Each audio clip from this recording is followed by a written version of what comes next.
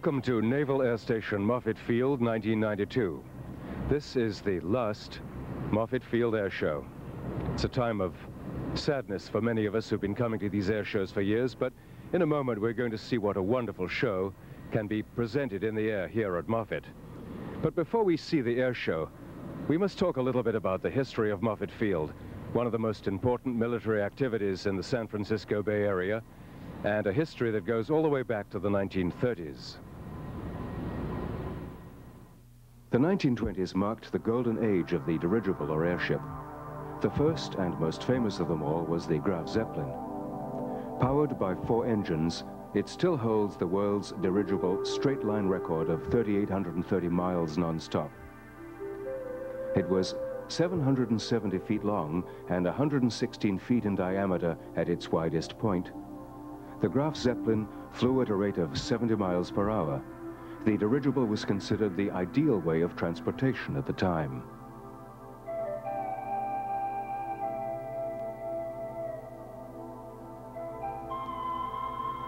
In 1924, as part of World War I reparations, Germany delivered the Graf Zeppelin to the United States Navy, where it served for 15 years. Inspired by the unusual capabilities of the Graf Zeppelin, the U.S. Navy constructed 2 dirigibles, named the USS Akron and the USS Macon. The USS Macon was 785 feet long, encased well over 5 million feet of helium, and was powered by 8 560 horsepower engines. Speed was 95 miles per hour with a range of 6,000 miles.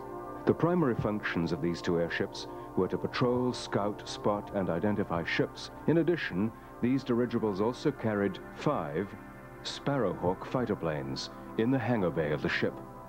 These planes were used for scouting and defense against enemy aircraft. Each plane was hooked on by a specially designed trapeze. The trapeze allowed the Sparrowhawk to hook and unhook while the dirigible was in flight. The Macon's Sparrowhawk squadron also used this trapeze concept on their emblem. As word got out that a West Coast dirigible airbase was needed for the USS Macon, a majority of Bay Area cities campaigned and purchased 1,000 acres of farmland near Sunnyvale. It was in 1931 that a bill was approved by Congress and signed by President Herbert Hoover for obtaining the land. A check for $477,065.90 was drawn, and the title to the land was given to the U.S. Navy for the amount of $1. Groundbreaking began on October 5, 1931, and the home of the USS Macon, Hangar 1, was born.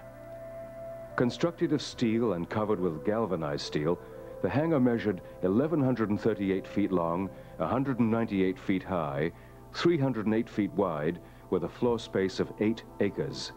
The doors of this monstrosity weighed some 600 tons each. An inaugural celebration for the opening of this airbase was being planned for April 12, 1933. This event would be overshadowed by tragedy.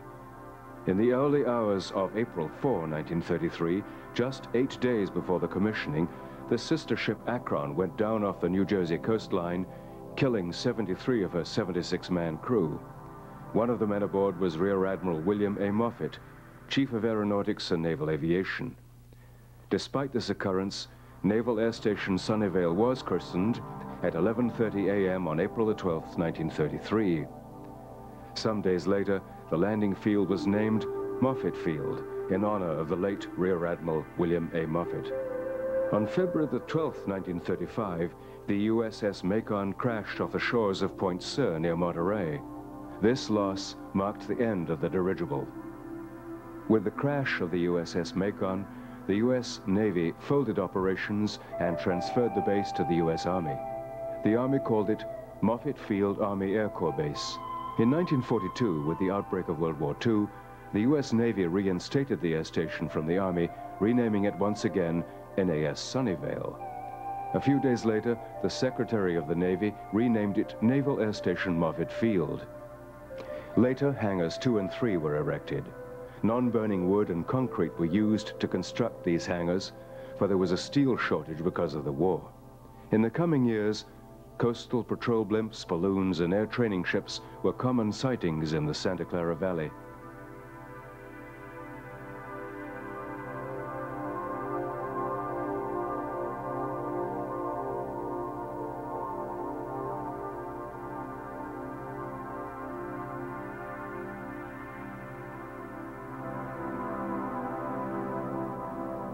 The mid-1940s signaled the arrival of the Naval Air Transport Service Squadron and the gradual decommissioning of the Light-of-the-Air facility.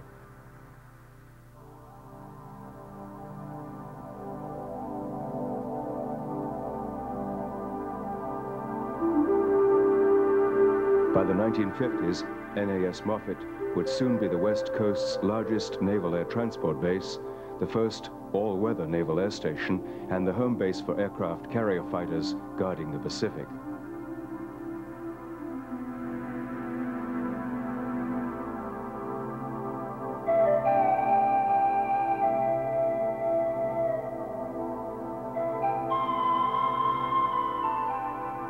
In 1962, NAS Moffett became the Navy's West Coast base for the P-3 Orion, the Navy's newest and fastest submarine hunter. For the next 30 years, NAS Moffett would establish itself as the Pacific Fleet headquarters for all P-3 aircraft.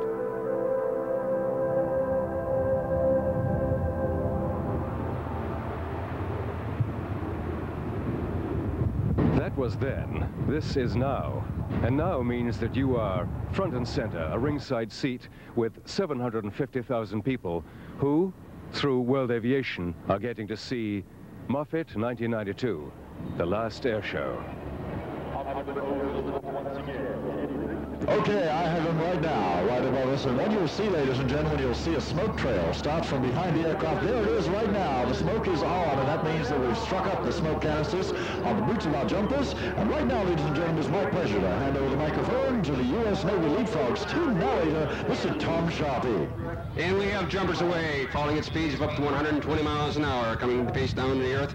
These jumpers will form together, make one large group, a large donut in here.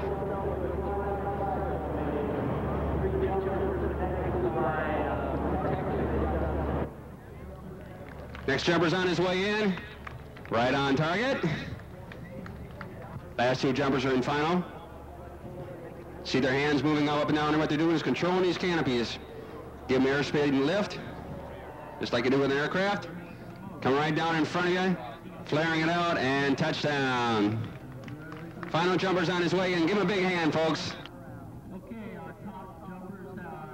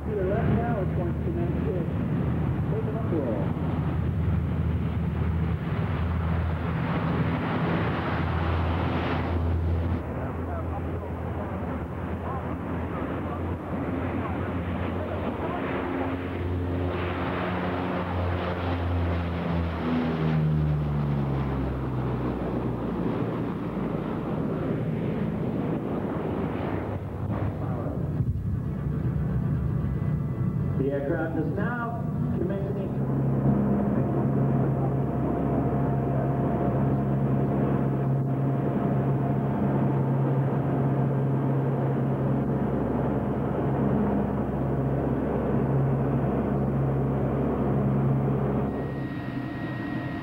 The P-3 Orion is the mainstay of flight operations at Moffett Field these days, although in its history many other aircraft have seen service here, and you're going to see a flight demonstration in the P-3 Orion that will knock your socks off.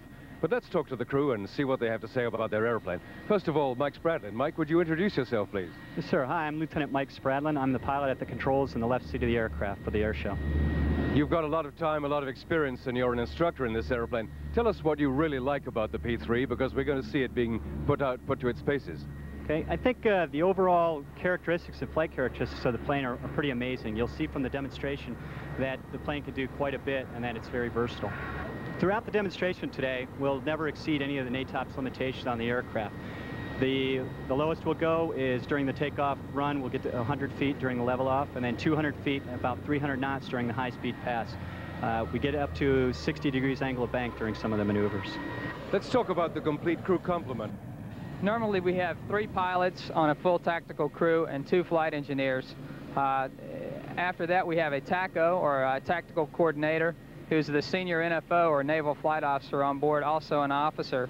The other NFO officer is a navigator communicator whose sole function is to talk on the radios, make sure that he keeps the aircraft in the position that we think it is over the ocean, because unlike flying over land, you don't have any visual reference. So he's the guy that keeps you in the ballpark. Then we have a Sensor 3, or a non-acoustic operator, that runs the electronic gear or electronic sensing equipment and the radar, as well as the radar. And then we have 2 acoustic operators who are totally in charge of maintaining sonobuoy contact and monitoring that contact and interpreting the data they get from that. And then we have an ordnanceman who drops the sonobuoys and is in charge of any ordnance that we carry. And then a in-flight technician who is in charge of fixing anything that breaks during the flight. What do you consider the primary challenge, especially when you are pushing the envelope, as we will be seeing in the demonstration in a little while?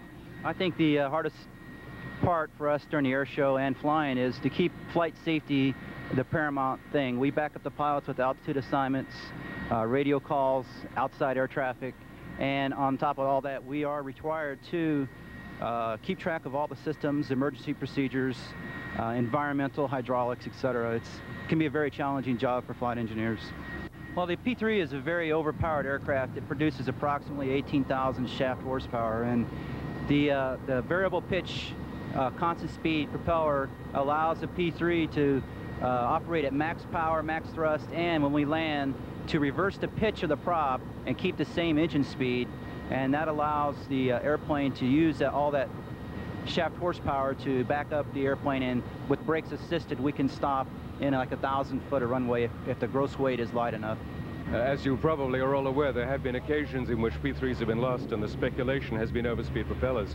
What happens to the airplane, Ed, when you get an overspeed problem, and how do you control it? Well, when we have an overspeed problem, the first thing we want to do is find out what is causing the overspeed, and the procedures are set as such that we can usually isolate pretty quick whether it's going to be a mechanical propeller problem or an electrical propeller problem. And usually if it's an electrical propeller problem, it's very simple. We just turn off the electrical portion of the propeller control, and that will hopefully take care of the problem. If it's a fluid control or a prop control type problem, then it gets a little bit more complicated. But we have a backup system that we can go ahead and we can kick this backup system in, initiate that, and it'll just pitch lock the prop. In other words, instead of being a variable pitch constant speed prop, will become a fixed pitch prop, much like you see on the little Cessnas flying around, and we can still get the aircraft home safely.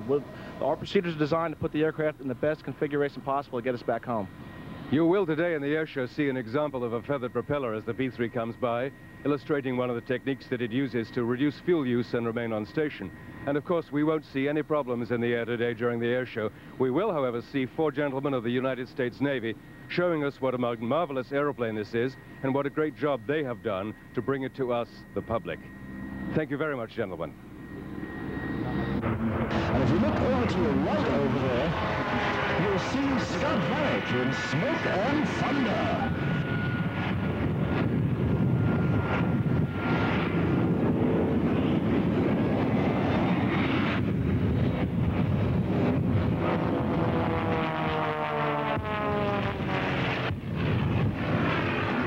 let's talk to Scott Hamack. First of all, Scott, how do you come to be at the wheel of this remarkable vehicle? What is your background in the car business? Well, I started racing when I was a teenager in 1956, so that kind of dates me a little bit. But anyhow, I've been around the racing field for quite many years, and was involved in aviation to the interest in it anyway, and wanted to combine the two together. So I decided I was going to put a jet engine in a dragster of this type, and proceeded to put this vehicle together roughly 14 years ago. The car itself is 26 foot long, and we built the chassis out of 4130 chromoly tubing from the ground up.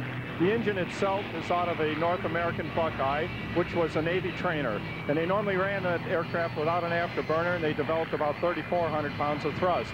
With this combination we have fitted it with an afterburner, developed 6,500 to 6,800 pounds of thrust, which gives me a 3-to-1 to power to weight ratio, and gives me the awesome acceleration.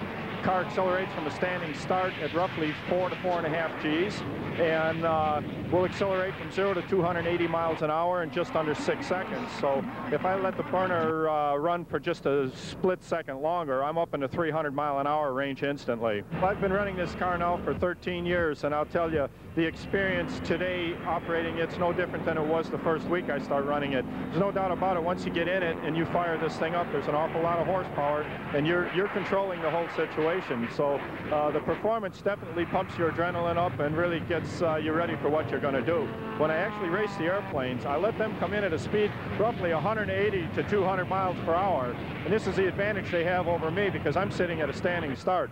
So as they approach the vehicle, as soon as they get on my tail, I'll get a signal from my wife out there with a set of flags, and I'll light the afterburner and I'll chase the airplanes because they're going to pass me. But within a quarter of a mile, I will catch them and overtake them.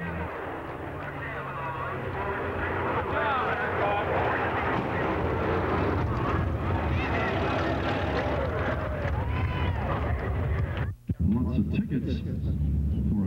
And ladies and gentlemen, from your left, there is the big super salmon of Mr. Eddie Andrini.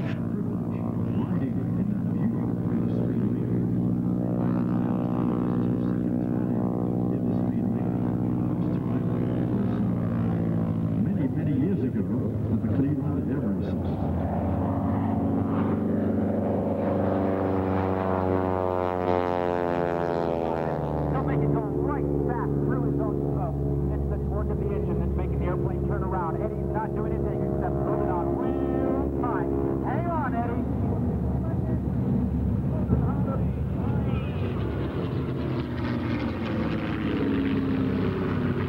Eddie Andrini from Half Moon Bay is very well known to airshow goers all over the United States, and he has done something quite remarkable with an amazing airplane. But before we talk about the airplane and his show, let's talk about Eddie Andrini, the pilot.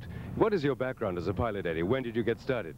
I started flying in high school in 1955. I was a junior in high school, and I just wanted to learn, so I went out, that's when I started. And tell us about the equipment, where you started, what sort of airplanes you were flying, and roughly what has brought you to this remarkable creation today. Well, it was just something that I just always wanted to do on my own, and I always had a side job and stuff, so I was able to buy myself an airplane in high school with another fellow, and it was an L-2, a little observation aircraft, World War II, the Taylorcraft, and we bought that, and we paid like $750, and I proceeding, and I got my license in the airplane. And then we sold it after that, and I moved on to other airplanes. This is not really a Sturman anymore. It's been, you know, very highly modified. And we started with the engine. We put a larger engine, double the horsepower, or actually more double. It's 225 originally, it's got about 500 now. It's an R985. And we put a cowling on it, and it's got an inverted fuel and oil system in it. It's got 4 ailerons on it, and then we changed the wheels, put smaller wheels on it for less drag. And we have root fairings on it, and we have spades on it like a little Pitts has. So this airplane kind of performs between a big airplane and a little airplane.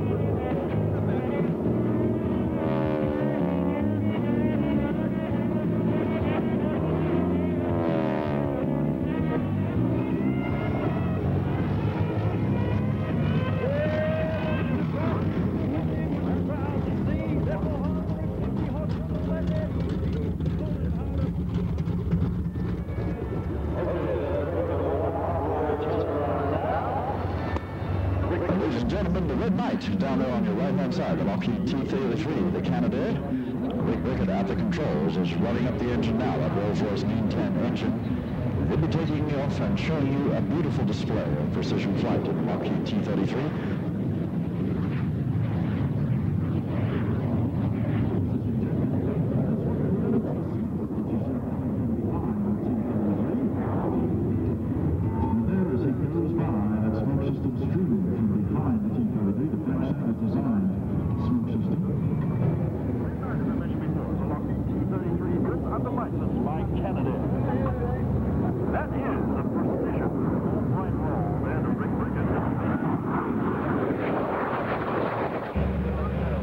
A great air show favorite all around the United States, the Red Knight of Rick Rickett. Rick, how do you come to be standing here, a demonstration pilot at air shows? What is your background in flying? Well, I'm the president and owner of Red Knight Air Shows, and we're a solo jet aerobatic demonstration. The Red Knight, you see behind us here, is a Silver Star Canadair T-33 that's modified into the Red Knight configuration.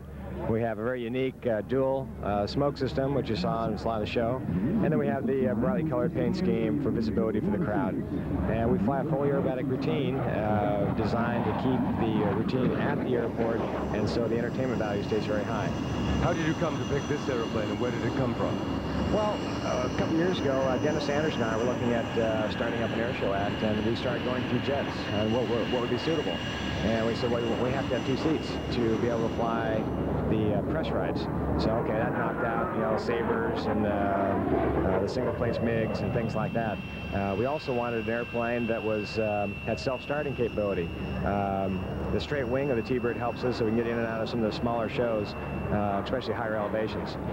And so basically the T-Bird kind of picked us, you know. It was kind of, when we got down to the bottom of it, it was like, well, it'll be the T-33. And then also cost and availability was a factor. I mean, there's some airplanes that would be suitable that are, you know, modern day airplanes that are very expensive that wouldn't pencil out in the air show environment. As far as my routine, I have min and max speeds, min and max altitudes. I have crossing altitudes over the top of every maneuver. There's absolutely no freelancing going on. The only thing I will do is if I don't have a ceiling or a cloud's in the way or something happens, I'll drop a maneuver, but I won't add anything. There's no ad-libbing.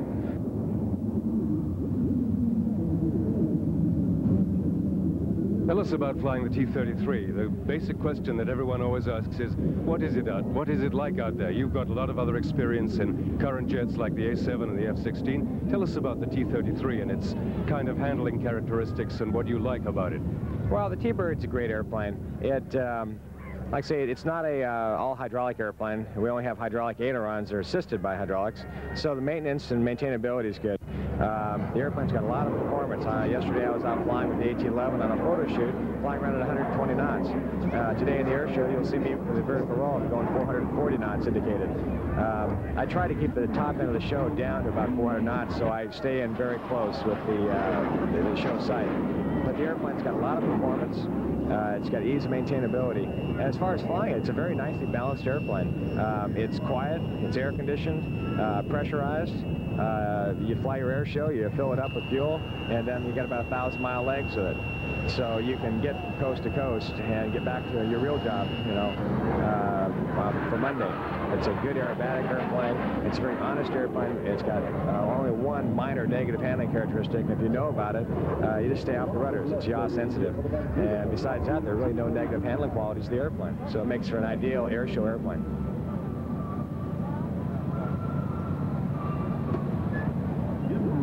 Just shows knows its way down the taxiway. And I want to guarantee you Alan Silver is not crouching in the front of that airplane.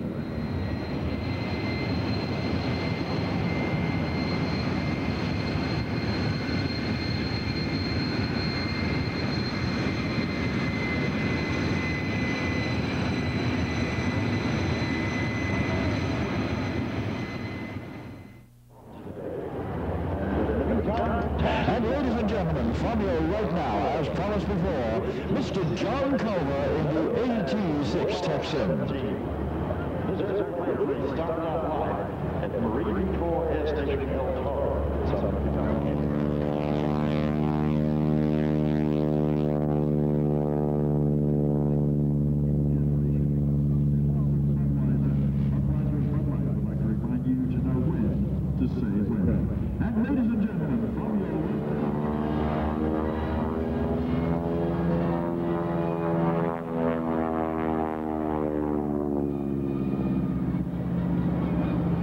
John Joss here at Moffett Field for the last Moffett Air Show, talking to John Culver, the SNJ exponent.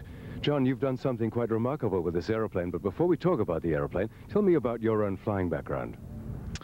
Well, basically, I'm a corporate pilot for the Northrop Corporation. I fly the prop jet King Air 200s, 1900s for a living, generally 5 days a week. But on the weekends, in the summer months, I fly my own SNJ built by North American. It's sort of like the taxi cab driver on his day off going out for a drive on a Sunday afternoon. But actually, I really enjoy this. This is a complete different type of flying other than what I do during the week. During the week, of course, it's basic air transportation for the corporate executives for the corporation. But on the weekends, I can actually get out and express myself by flying my own aircraft with a little less restrictions and performing before a large number of people, bringing the people a example of World War II air power. I learned to fly actually before I learned to drive. I soloed about 5 different types of aircraft on my 16th birthday and achieved all my other ratings before I was age 20. At age 21, I got my airline transport pilot's rating, which is the youngest age you can get one. I went on and flew as a flight instructor, and again, a part-time corporate pilot going into full-time. And then I was interested in the aerobatic realm of flight, which extends my arms and legs and thoughts into something a little bit different.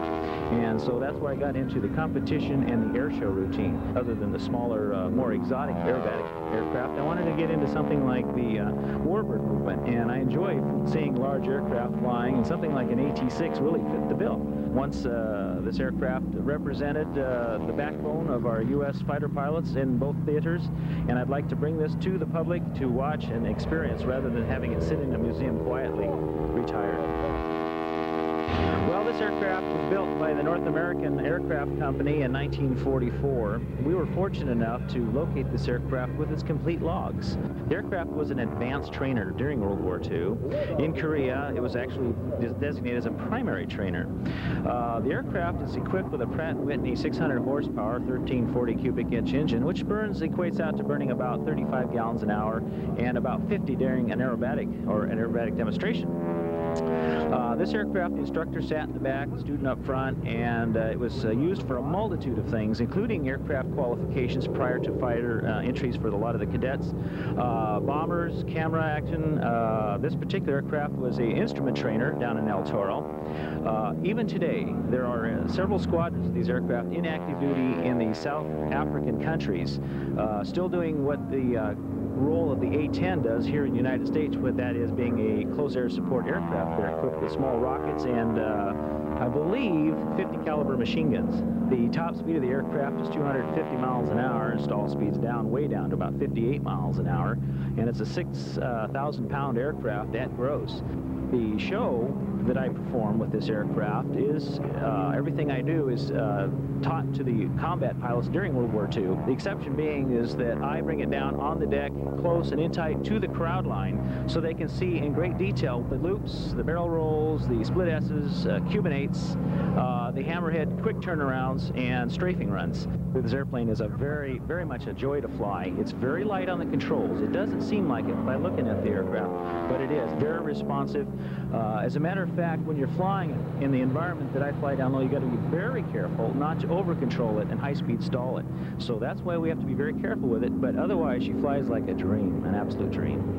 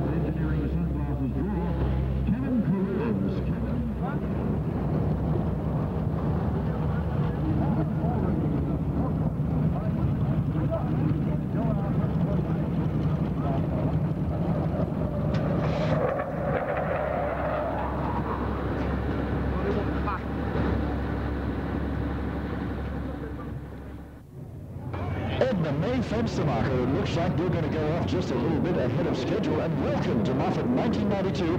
Edna Mae Fenstermacher from the East Alviso, Pink Flamingo, Ron and Downing Club. Way out there with Ralph Brunel. Give her a round of applause as she goes out. Tremendous effort.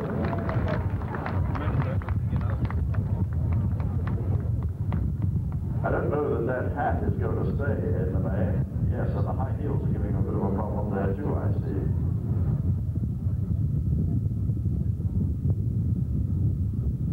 That airplane is getting ready to come to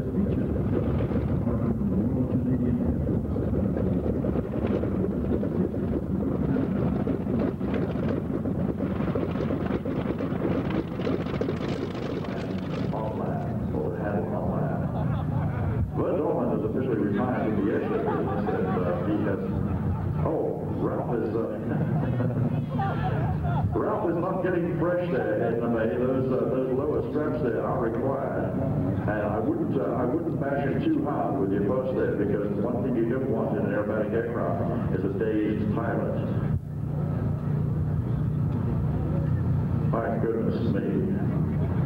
I think a skirt probably wasn't a good idea for the flight. That's my goodness. Climbing the hole right there. Yes. You've heard of TGIF in the May. This one is FGIF. Feet go in first. Ah, wiggle her way down there. Jenny Craig strikes again.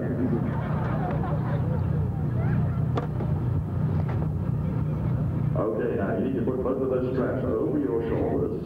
And that first speed wing, incidentally, as I mentioned before, flown by Joe Jacobson, flew the speed wing at the Cleveland National Air Races in the 1930s. This is a historic aircraft. For those of you that are looking up close, look at how thin the wing is on the Curtis Speed Wing to allow it to glide better. I know I've heard that said many, many times over and over that the biplane has got more weight, so therefore it glides better. Actually, it was true.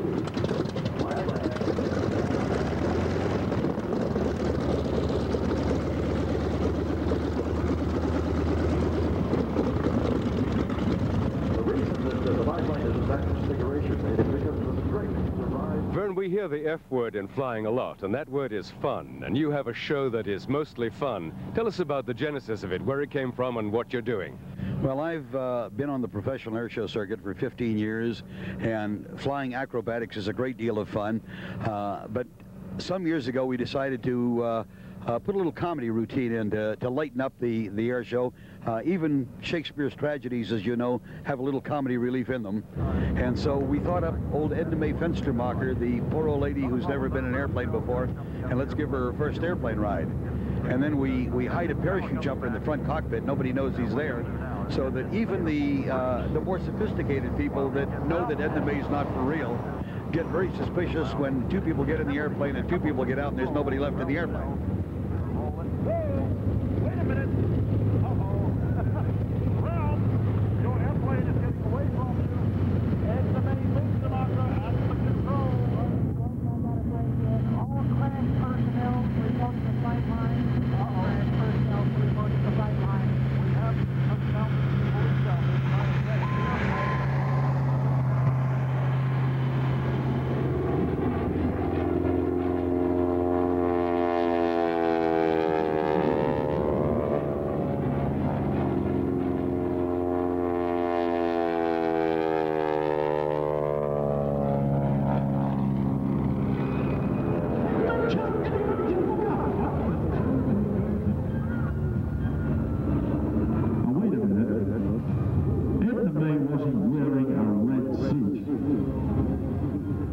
what's going on here?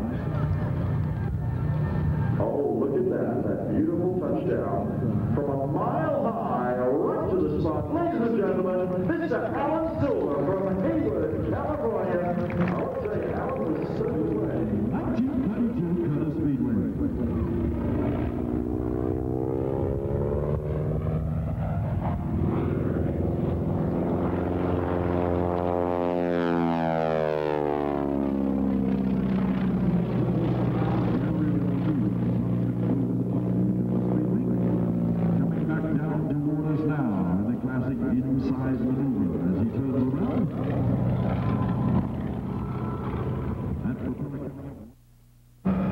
Airplanes are like beautiful women.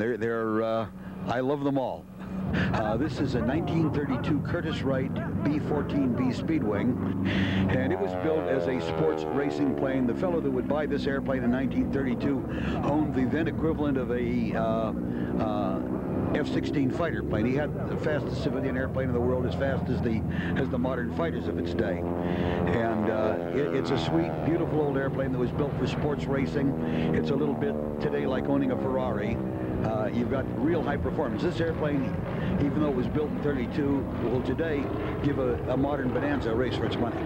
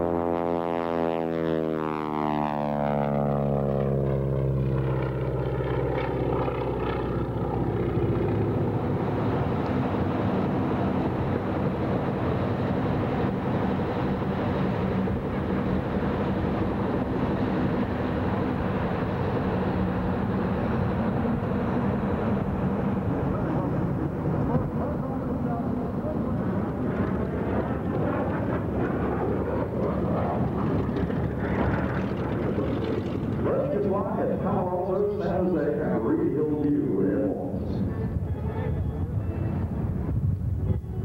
There's Rich saying hello to the 1930s style wing walking. Mr. Eddie Andrini and Mr. Alan Silver. And I might mention, ladies and gentlemen, I've told you before that this is Alan Silver's last air show here as a wing walker.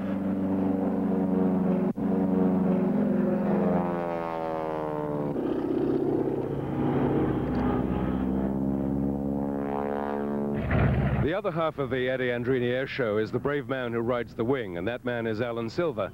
Alan, people question your sanity in doing what you're doing up there, but you do it wonderfully. How did you get involved in the wing walking business? It was not a whim exactly, but I'd been doing a wing walking routine off of Jim Nisson's 1918 Jenny with a modified version where I wore a parachute. And of course, I had met Eddie many, many years ago at air shows, and we'd often teamed up together where I'd do a parachute jump out of this wonderful Stearman. And one day between seasons, we just said, you know, I'd like to enhance my parachute routine, and Eddie said, I'd like to enhance my flying, and so we came up with the wing walking, and I said, I'd always wanted to do that, a real wing walking routine. And so we went out and practiced one day in Half Moon Bay where Eddie's located. In fact, 2 other Stearmans went up with us because they were assuming I was going to fall off the first day. We went out over the ocean. I climbed out onto the wing of the aircraft, looked back at Eddie, and I said, looks like I'm ready. Gave him the thumbs up. We did a roll. I was still there. And we did a loop, and I was still there. And I said, hey, this is great.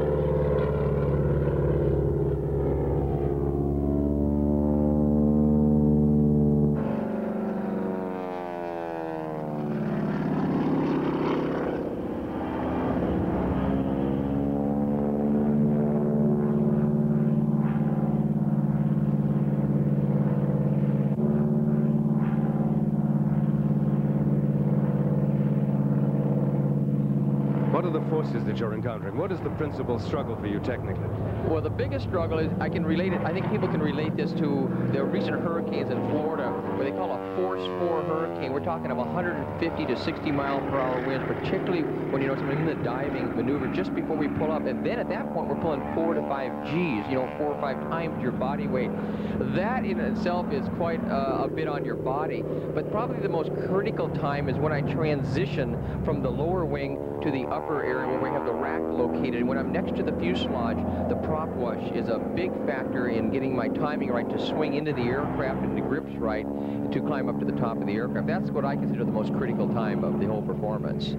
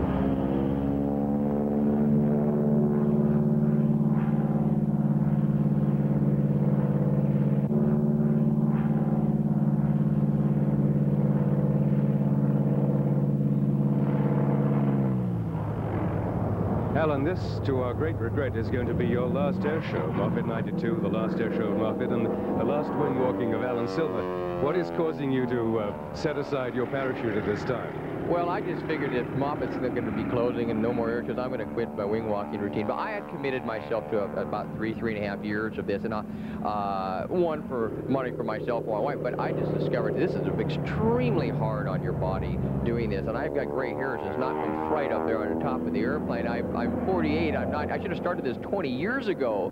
I'm finding the black and blue marks don't go away in a couple days of the young kids anymore, And I do have a little bit of a back problem, and it's been really bothering me a lot this year. I'm not leaving the air show circuit. I still have my parachute team, the Spirit of America, and I'll be still doing routines out of aircraft like Vern Dahlman's and doing the Edna May routine. So, and occasionally, I don't know, you might twist my arm, and Eddie might find me on the top of a plane someplace along the line, but you know, there's not too many of us that walk the wings and everything, so it's been a close fraternity, and it's been a wonderful experience. It's been a interesting growing experience. You know, the air show people, we're a very tight family.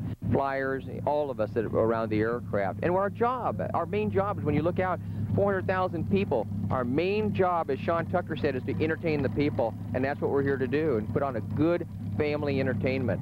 And as you can see from the show that Alan and Eddie are doing together, it is a wonderful show. It is marvelous entertainment. We're delighted that Alan has been able to give so much of himself. And Alan, you will be very seriously missed. John, thank you very much. Appreciate that.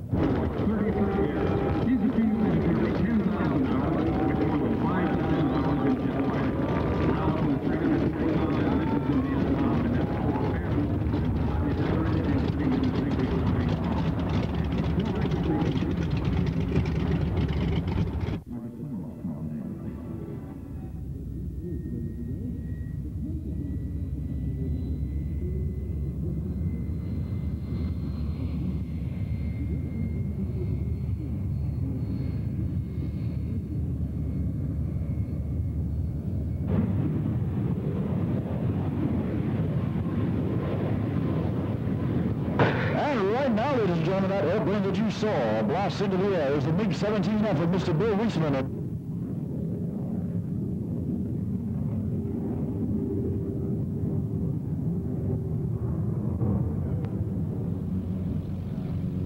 Bill Reisman is here at Moffett 1992, the last Moffett Air Show, with a very unusual airplane, his MiG. But before we talk about the MiG, Bill, tell us about your background as a pilot. How did you get started? Well, I learned to fly the summer I was 13. I soloed when I was 16, and I got my license when I was 17. And then I spent 20 years as a fighter pilot in the Air Force, a couple of years as an airline pilot. It's something that's very deep within me. I've never been totally smitten by an airplane like I was with the MiG. As soon as I saw it roar by with that beautiful 20 feet of orange flame coming out the afterburner, I knew I had to have this aircraft.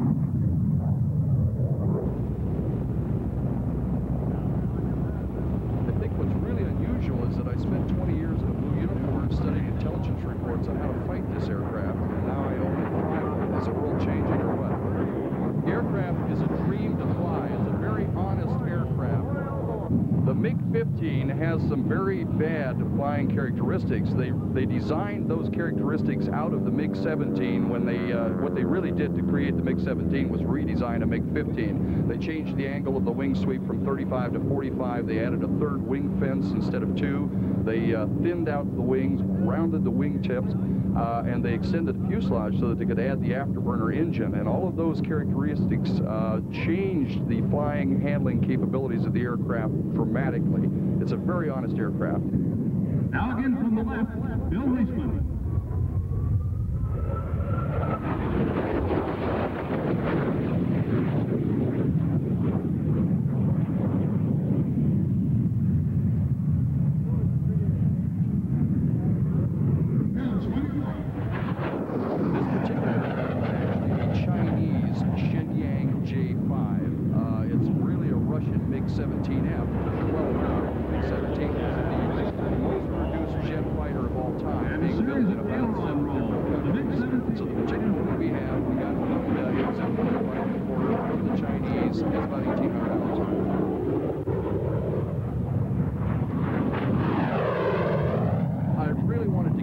Excited. I wanted to provoke emotion in people, and you know, I do a full aerobatic routine in this thing, straight up, straight down as much as I can. The ground rush on the way down is quite exciting in the aircraft, but it's amazing to me the pass that the people seem to get off on the most is a simple curvilinear pass. I had the aircraft doing about 550 knots, the big orange flame coming out the afterburner, and I bring it into 500 feet from people seem to enjoy that much more than anything else I do.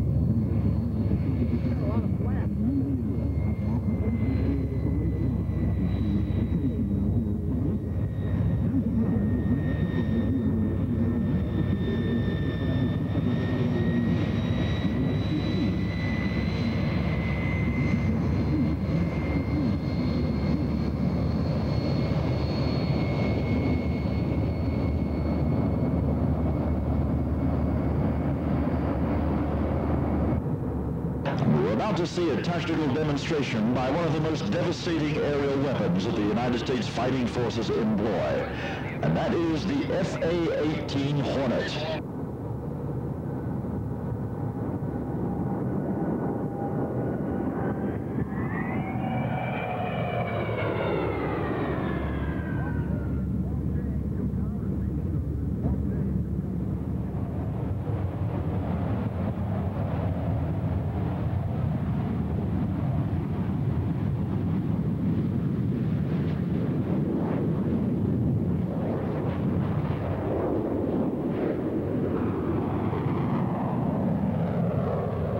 The F-18 Hornet we're seeing today is from VFA 125 at Lemoore Naval Air Station in Lemoore, California, and this is a frontline fighter attack machine. This is not a demonstration aircraft. What you're seeing is an actual tactical demonstration of the capabilities of this aircraft.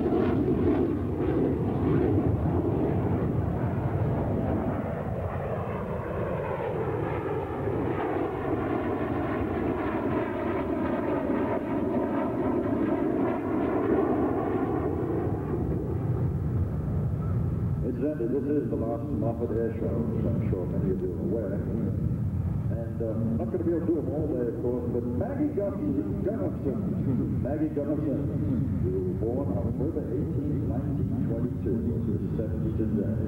Happy birthday to you, Maggie.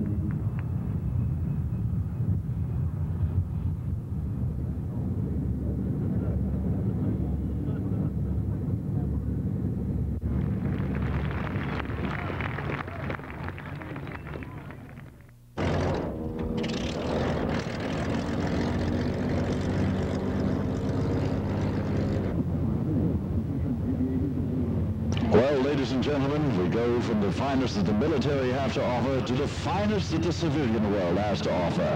And that is the 1991 and 1992 United States aerobatic champion, Miss Patty Wagstaff.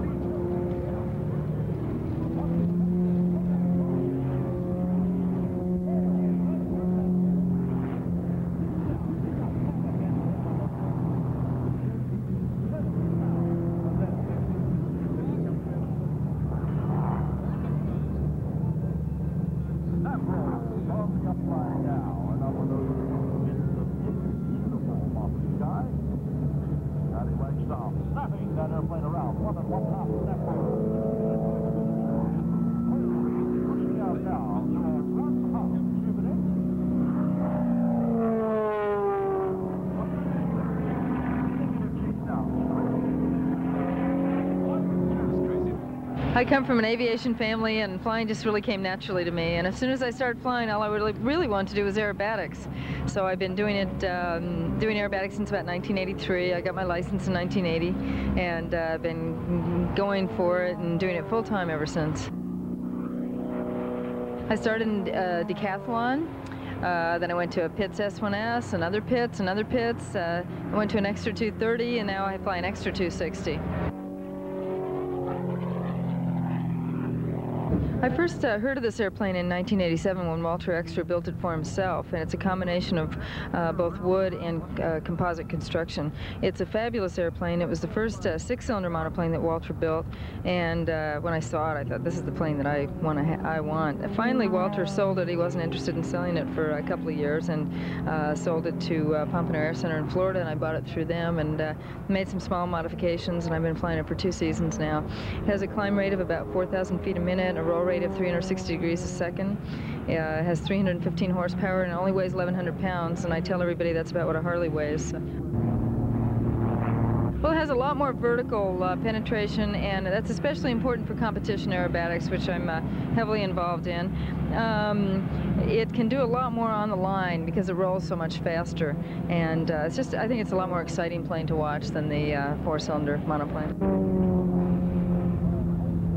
I think that people really enjoy my 8-sided loop with half rolls on each side. I think I'm the only performer doing it, and what I do is an 8-sided loop, and on each side I put a half a roll, so I'm constantly going from positive to negative G's. So it's fairly physically taxing, it's complex, and it's fun for the spectators because they can count through it. I keep working on improving and perfecting my routine, and I think I add something and change something a little bit every time I fly, so there's always some surprises, even for me.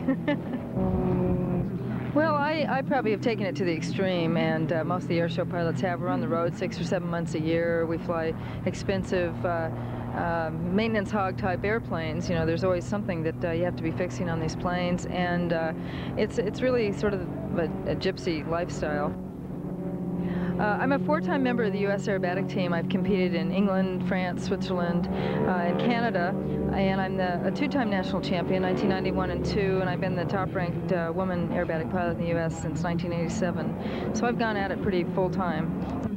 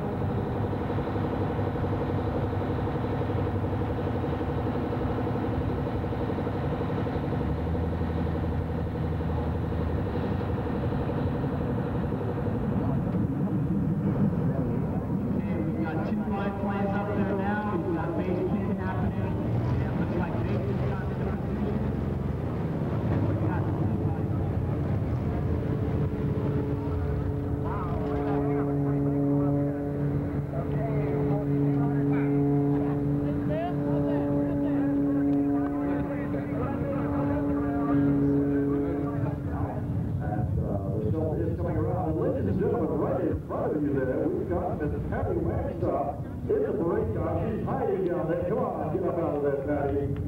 Sit up and what an incredible performance. Ladies and gentlemen, the 1991 and 1992 United States aerobatic champion and a wonderful bust to boot from Anchorage, Alaska and Tucson, Arizona, depending on what time of the year it is, Miss Patty Wagstaff.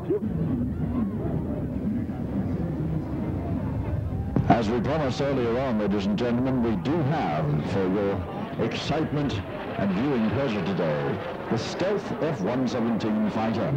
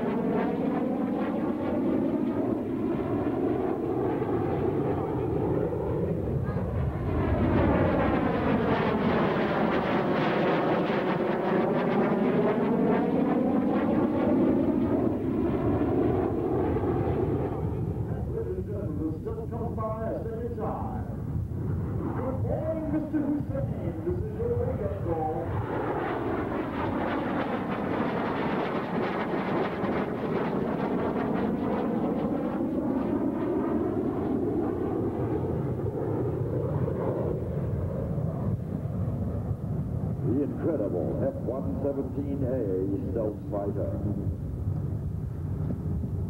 Manufactured by the Lockheed Advanced Development Project. Here he goes over the center ribbon. And then under ribbon number 3.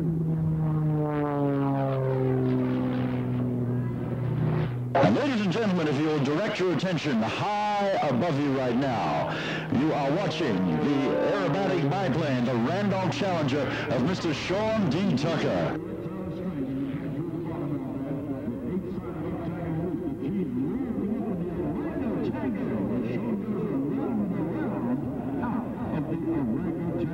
We're here with Sean Tucker at the last Moffett Air Show. Sean Tucker, you have an air show that speaks for itself, but before we let it speak for itself, let's talk about your background as a pilot. How did you get started in this crazy racket? Probably the best racket I've ever been in my life, and I think it is certainly a little bit crazy because it's such a hard job to do it correctly, and I practice every day. Been flying for 20 years. I probably have a little over 13,000 hours of flying time total, and a little over 3,000 hours in little aerobatic biplanes, and I'm still learning. Tell us about your airplane. It looks like a Pitts, but it's much more. It certainly is. We call her now the Randolph Challenger for my national sponsor, Randolph Sunglasses. But what we've done is changed it here and there. My partner, Tom Dygert, who's an engineer with Lockheed, is the one who came up with a lot of the designs of the airplane. We have 320 horsepower instead of 260. Our wings have been changed to get a little more roll rate. Tail's been changed, and we wanted its own unique look.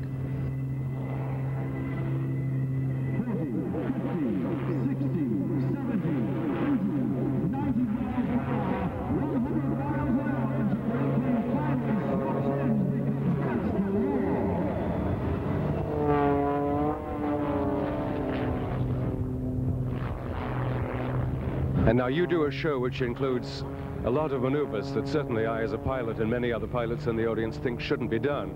You turn flying into an unnatural act. What exactly are you trying to prove with this? It's a marvelous proof, but I'd like to know what your philosophy is in the show. Well, I think every performer who flies, it personifies who they are with their spirit. And that's Sean D. Tucker out there, and I give 110%. Today, we'll have 500,000 people here, and today, with these 500,000 people, I'll have them in the palm of my hand.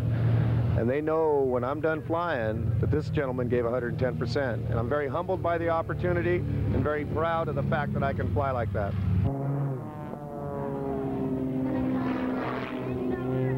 In particular, you do a number of maneuvers that make relatively sophisticated pilots quite uncomfortable. Your Harrier bus, for example, airplanes don't fly like that. Mine does, and Sean D. Tucker does, and that's because I work very hard at my art, and although it's transitory, I consider it art. Anytime you can provoke emotion in people, you're creating an impression, and you've succeeded in the opportunity to do something like that, and it's very important to me. How do you get the aeroplane to do the Harrier pass at 38 miles an hour, flying in a way that nobody ever thought an aeroplane could fly? Does the magician tell you how it does their tricks? No. We'll let you go ahead and try to guess.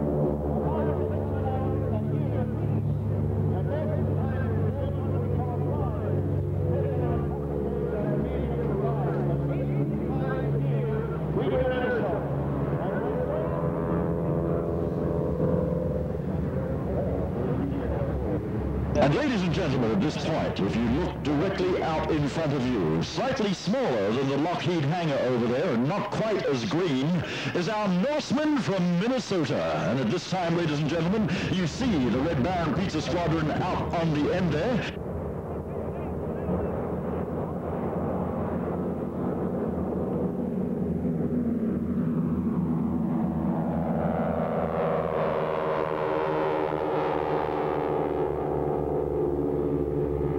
The Red Baron Pizza Stearmen are here at the last air show, Moffett 1992, showing us what a wonderful, great old biplane this was and still is. But first of all, in talking to Steve Thompson, Steve, we'd like to know about where you find the pilots who are doing this interesting and unusual flying job. Well, we find them from all walks of flying. I was a flight instructor and ran a flight school and a charter operation. John was a flight instructor. Sonny was a crop sprayer. Randy was a competition pilot. Matt is a competition pilot. As a matter of fact, he won a national championship last year in the sportsman category. The Stearman itself is a very rugged airplane and quite suitable for air shows, but it's a little lacks a little power. So we, instead of the 220 horse Continental they came out with, we put a 450 horse Pratt & Whitney on there. We had to put inverted fuel and oil systems, which it didn't have before, and larger wheels and brakes, better brakes. And we also added ailerons in the upper wing up there, and we put servo tabs on the ailerons to lighten up the control forces somewhat. We get a much better roll rate, and it's quite a bit nicer airplane to roll than a stock Stearman. It just doesn't take quite as much muscle.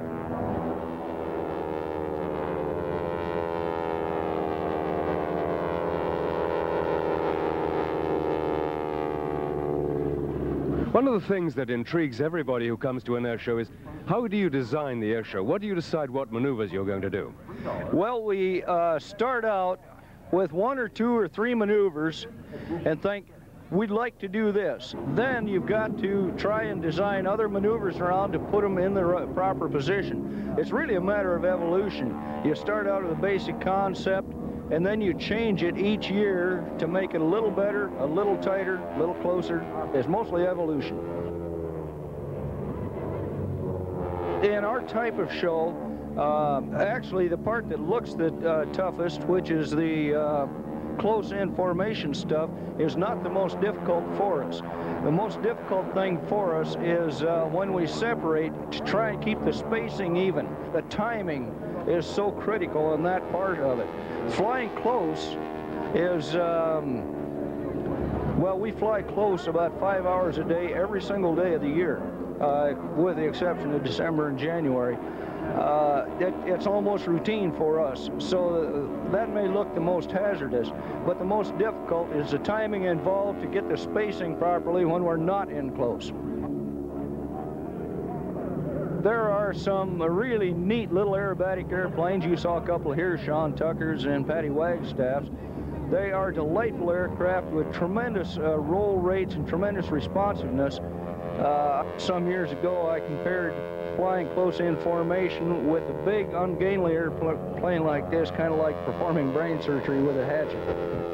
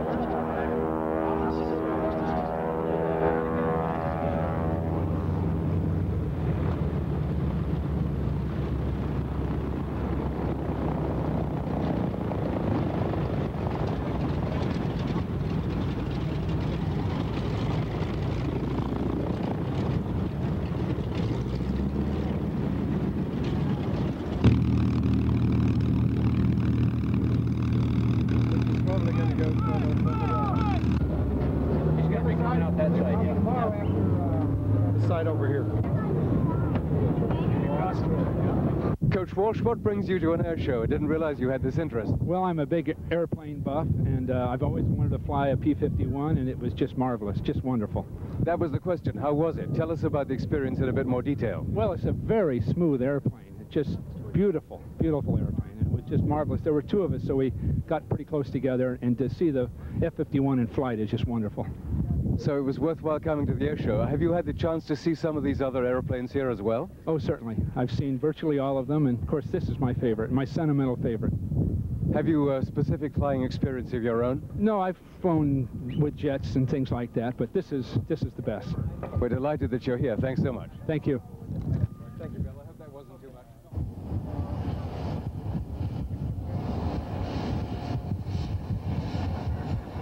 John, it's really hard.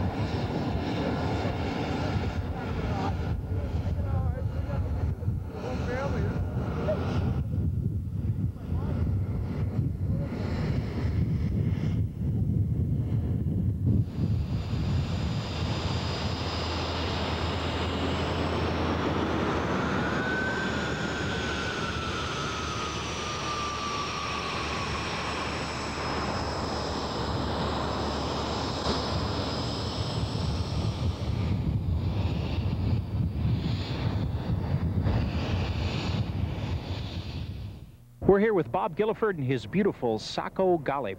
Good evening, Bob. Hello, Robert. How are you doing? Wonderful. Thank you so much. Well, listen, I don't know too much about the Golib. Maybe you can start by telling us where it's made and go from there. The Sacco Golib here, which you see behind me, is an indigenous product of the Yugoslav aircraft industry. It was made in the Bosnian city of Mostar, which is an old Muslim town on the Neretva River, which is now probably, unfortunately, largely rubble. I don't know, but this airplane was developed in the early 60s by the Yugoslav aeronautical industry and was designed and built there.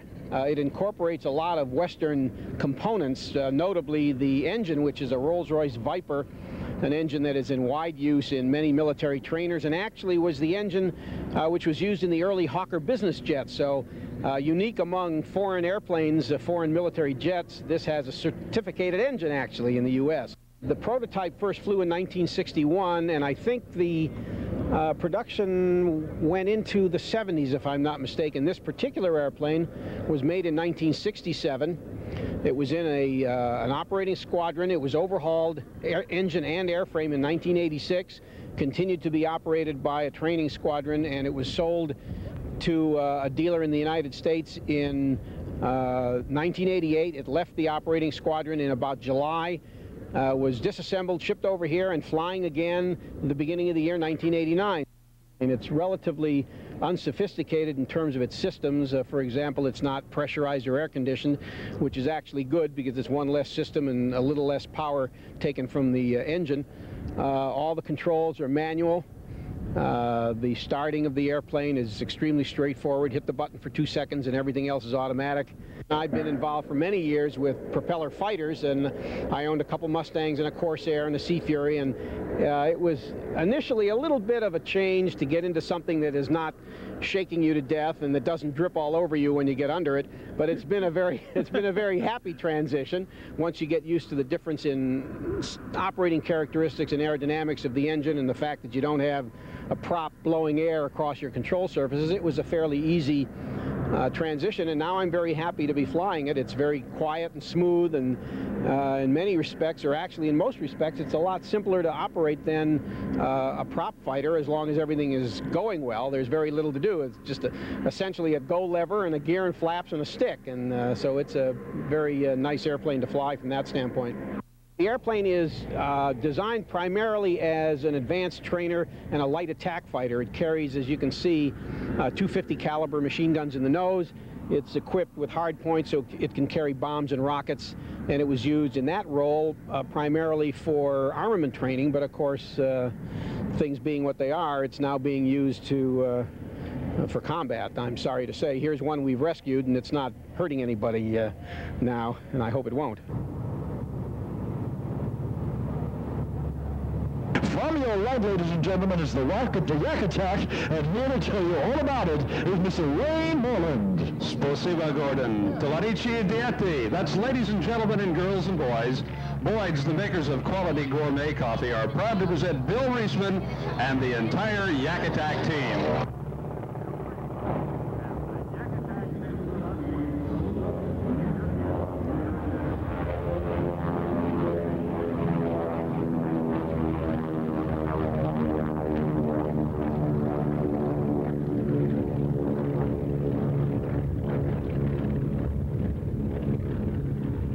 Yak Attack is a collection of 3 strange airplanes flown by 3 weird pilots, and that's our other airshow act. We are a little different. We took a 1946 Beechcraft D-18S and paired it up with the only 2 Russian Yak-50 aerobatic aircraft in the country, painted them all a startling black color with red noses, and it's a very popular act, and we do aerobatics around the Beechcraft with the Yak-50s. Wonderful aircraft. This was designed by Sergei Yakovlev, who is the son of Alexander Yakovlev, who designed most of the famous Russian fighters of World War II. The aircraft looks and sounds much like a World War II fighter, but it's actually a contemporary aircraft. He designed it in '75 specifically with the goal of winning the World Championship in aerobatics, which they did in '76 and again in '82. Basically, the aircraft is designed to go straight up, twist your intestines around your neck, come straight back down and land. It was the premier aerobatic aircraft in the late '70s, early '80s. Since then, it's been replaced by the Sukhoi 26.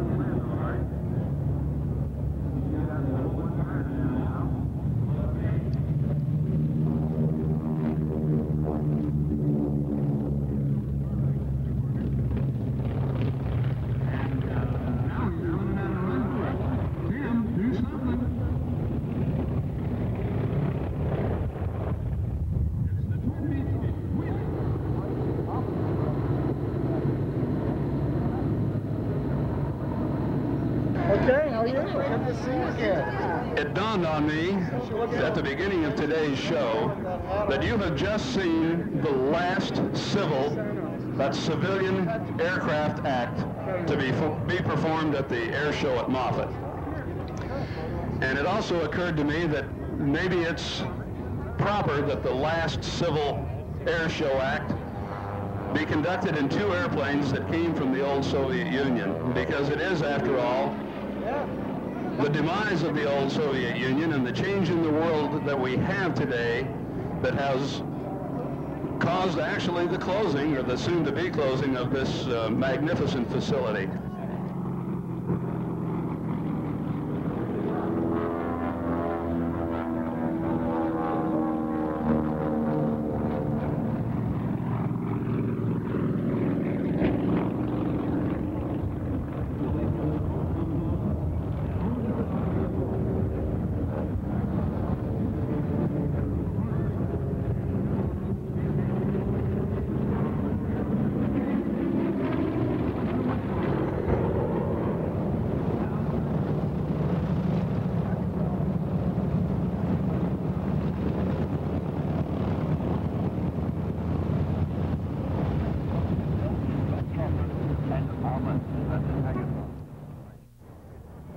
So, ladies and gentlemen, right now, on the last day of Moffett in 1992, it is my distinct pleasure and privilege to hand over show control at this time, ladies and gentlemen, to Blue Angel number 7, Lieutenant Commander Dave Stewart of the United States Navy, Blue Angels.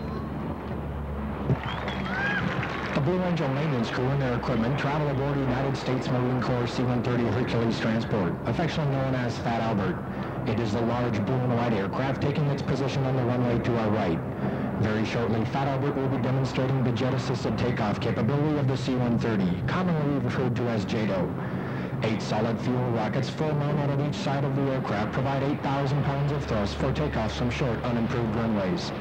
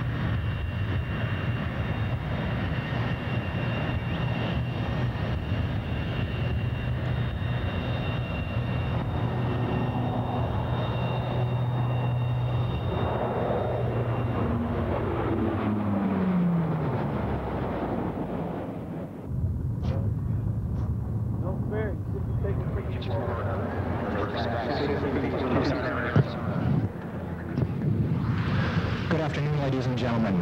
Your United States Navy Flight Demonstration Squadron takes pleasure in performing for you this our 69th flight demonstration of the 1992 season. This is Lieutenant Commander Dave Stewart, narrator for the Blue Angels. Since 1946, the Blue Angels have had the rare privilege of demonstrating to the American public the precision techniques of naval aviation, hoping to inspire our young men and women to pursue careers in the United States Navy and Marine Corps. Blue Angel number 6, our opposing solo and our Marine Corps representative from Bozeman, Montana, Captain Ken. My name's Captain Greg Wooldridge. I'm the flight leader of the Blue Angels, and I get to lead the team around the skies and across the country whenever we go anywhere. Get to be the flight lead as well as the commanding officer, so it's a real enviable position, a lot of fun.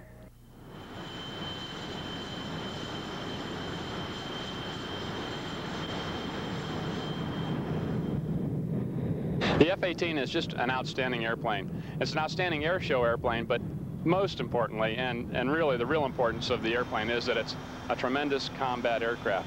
It does both the fighter and attack mission. Off the aircraft carrier, when I had a squadron on the USS Midway, which I'm very proud of, we flew off the decks. If we went on a bombing mission, we went off with bombs, but we also had air-to-air missiles that we always carried with us, so that we were always ready to do both roles. And in that way, if we're going to a target to attack it, we can also fight against those enemy fighters that might come up and try to keep us from getting to the target. So we have our own self-escort. And it's just a great airplane, great turning capability. The flight controls are superb, and it's got a lot of thrust to weight. It's just a dynamite airplane.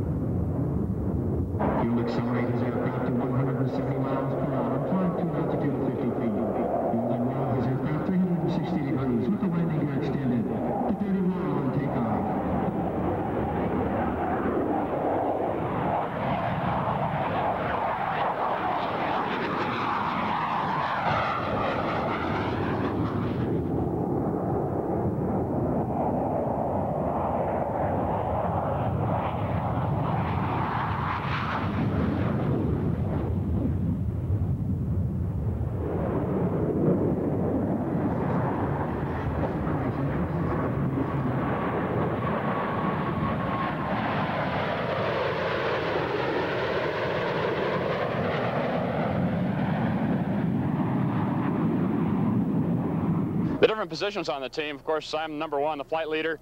The 2 wingmen are, on my right wing is number 2, on my left wing is number 3.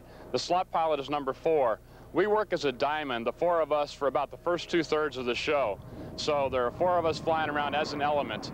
The slot pilot he directs the formation, the way it's placed, the positioning within the formation, because he can see both those guys, and he's a guy with a year's worth of experience under his wings. So he's our slot pilot, and he does a heck of a lot for us. The 2 solos are number 5 and 6. They work an independent program. They have the flight line when we don't, and that usually happens again for about the first 2/3 of the show. Then we all join up as 6 planes for the final about third of the show, for about 5 or 6 maneuvers, where we fly what we call a delta with all 6 of us. The solos, they're the guys that do a lot of opposing maneuvers, a lot of head-on to each other type maneuvers, and they have a lot of fun out there.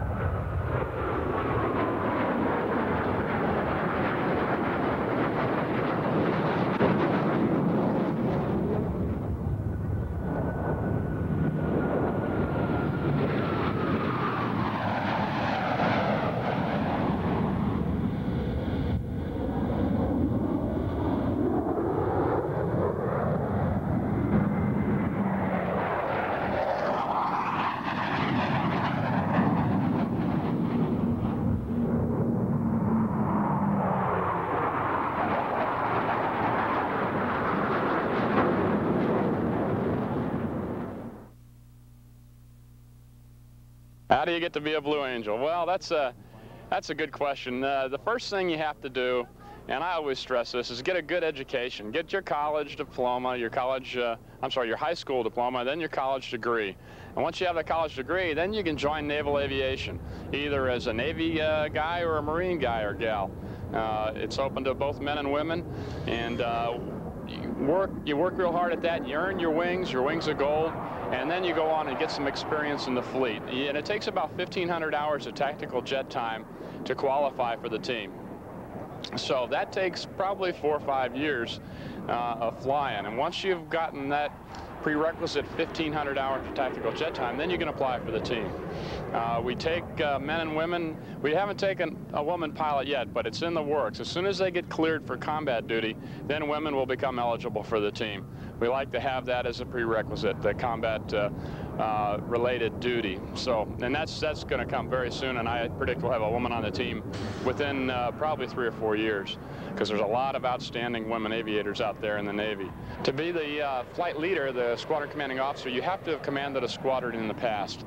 And I applied for the team just like anybody else does, although there were probably 15 or 20 of us that were commanding squadrons, regular combat type squadrons, that applied for the team at the same time. And the flight leader, his prerequisites are 3,000 hours of tactical jet time. So, and all of us had that, and I had that as well. So I was lucky enough to get picked, and I tell you, it's the greatest job in the world.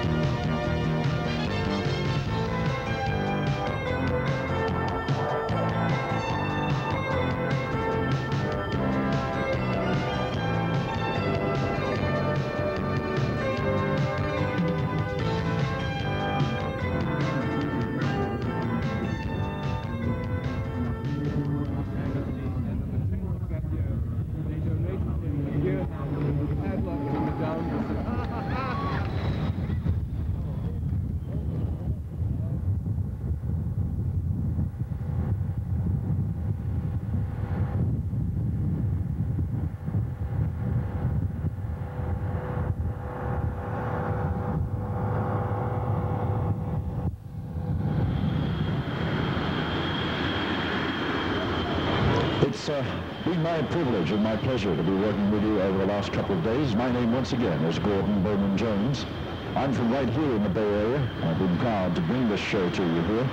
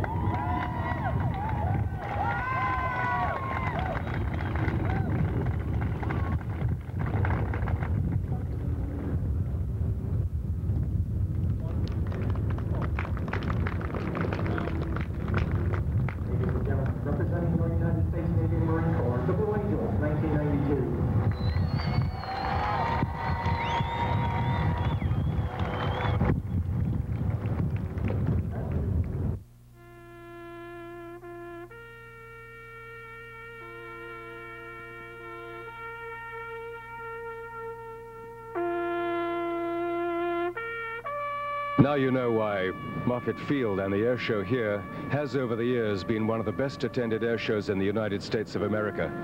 It's quiet now. The last aerobatic routine has been flown. The last impressive thunder of military jets has gone by. The last P-3 has performed its last marvelous maneuver for the 750,000 people who came. They're all gone now.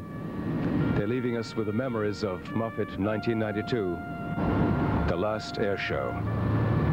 On behalf of World Aviation, I'm John Joss.